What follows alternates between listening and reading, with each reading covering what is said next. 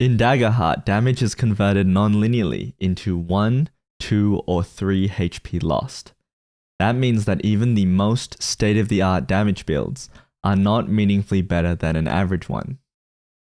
In theory, an uber-powerful god cannot kill a tier 1 peasant with 5 HP in one shot.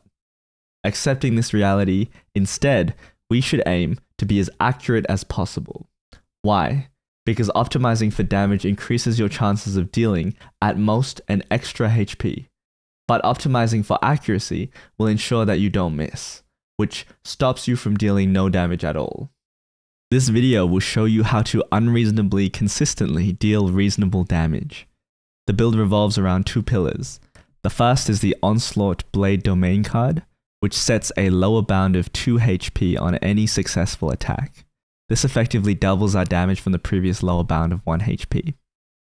The second pillar is focusing on never missing. We want to sustainably maximize our attack roll modifier to ensure that we hit as much as possible, and therefore deal our minimum 2 HP damage as much as possible. With these two pillars in mind, we will make character choices that maximize accuracy, and we will not pay any attention to damage at all, which we will let the Onslaught card take care of. In order to be able to access the level 10 Onslaught card, we must begin as either of the two classes that begins with the Blade domain, either the Guardian or the Warrior. Recall that multiclassing only lets us access one of the new class's 2 domains and only up to level 5. The Guardian class gives us access to the Blade domain for sure, but otherwise offers nothing of great value.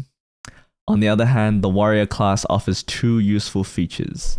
The class Hope feature, No Mercy, allows us to spend 3 Hope to get a passive +1 bonus to all attack rolls until our next rest. This is quite a powerful effect on its own, and it serves as an incredibly powerful and reliable Hope sink that could stack multiple times. The Call of the Slayer subclass allows us to collect a pool of Slayer dice in lieu of collecting Hope when we roll with Hope. We can add these Slayer dice to increase our accuracy by 1d6 when we feel it might make the difference. There is no contest here. We obviously choose the class that offers any bonus to accuracy at all, i.e. the Warrior. In terms of weapon, there are a few potential choices, including the Anatari Bow, Legendary Broadsword, or even Thistle Bow. These weapons all share the valuable Reliable trait, which adds a +1 modifier to all of our attack rolls. My preference is for the Legendary Broadsword, as it synergizes with the Whirlwind Domain card to give us AoE damage, which is deadly in combination with the Onslaught Domain card's minimum damage increase. In terms of our 5 domain cards, one will of course be Onslaught. Remember that this is what raises our minimum HP damage from 1 to 2, and lets us focus all of our other character choices on damage. Our next domain card is Reckless, which allows us to get advantage on any attack at the cost of a stress. Advantage in Daggerheart adds a 1d6 to the roll.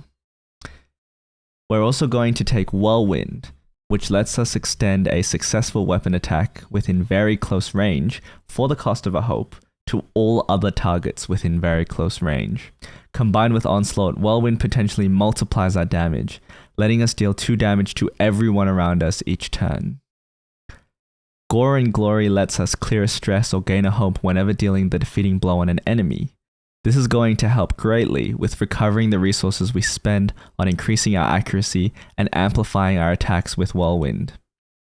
Our final domain card is Blade Touched, which lets us get a passive +2 bonus to our attack rolls, so long as we have at least 4 domain cards from the Blade domain. This is a requirement that we easily meet. As a cheeky bonus, along the way to level 10 we can also pick up the Vitality domain card for an extra stress slot and health point. This does not count toward the 5 domain card limit. The final piece of the accuracy maximizing puzzle is to add our experience bonus to each attack roll. We begin by taking an experience along the lines of Accurate Attacker or Awesome Fighter, anything that's indisputably relevant to landing an attack roll. We then accrue extra flat experience bonus through the Clank Ancestry and level up bonuses. Finally, we multiclass into a School of Knowledge Wizard for the Foundation feature Adept, which lets us double our experience bonus if we apply our experience using a stress instead of a hope. For a more detailed discussion of experience bonus maximizing, check out my video on that build here. We basically make identical choices with the exception of the Master of the Craft domain card. This build considers a tier 4 level 10 character. From leveling up, we should gain a +3 experience bonus, +3 to a trait, 6 extra stress slots, and a multi-class into a School of Knowledge wizard. For the necessary level up options, feel free to pause the video here. Let's summarize our accuracy bonus. From our agility, we get +5. From our legendary broadsword's reliable feature, we get +1. From the blade touch domain card, we get +2.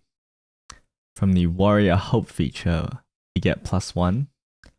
Although this can be stacked multiple times. And from our experience-based bonuses, we get +12.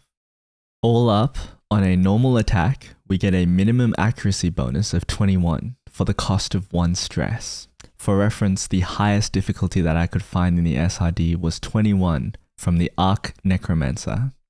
This means that for the price of 1 stress per attack, we are guaranteed to hit every enemy in the SRD. And for a hope, we can invoke Whirlwind to hit multiple enemies per turn.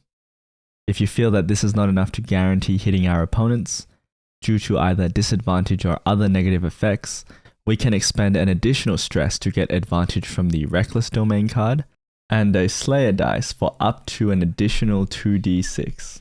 As an additional note, the Warrior class feature Combat Training lets us ignore Burden when equipping weapons. This means that despite using a two-handed primary weapon, we can still equip a secondary weapon. Here we choose the Knuckle Claws for its doubled up feature, which lets us deal damage to another target within melee range when making an attack with our primary weapon. This is mostly useful when there are only 2 enemies or we are low on hope, and so Whirlwind is a less desirable option. Let me know your thoughts in the comment section down below, and please like and subscribe for more tabletop mathematics.